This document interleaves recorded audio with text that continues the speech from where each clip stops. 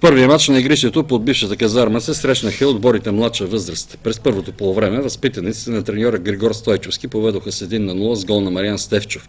През второто значително по-едрите етрополци упражниха натиск, който доведе до отбелязването на 2 гола, с които Чавдар поведе с 2-1. Балканци обаче не се предадоха и 10 на минути преди края Мариан Стефчов бе подкосен в наказателното поле, а капитанът Ради Младенов бе точен при изпълнението на дуспата за крайното 2-2.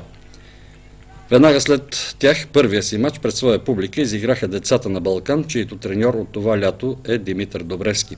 Въпреки че тренират заедно от съвсем кратко време, младите момчета от Ботевград победиха малките етрополци с 3-1. Особено голяма бе радостта при първия гол, отбелязан в началото на срещата от Павел Джамбаски.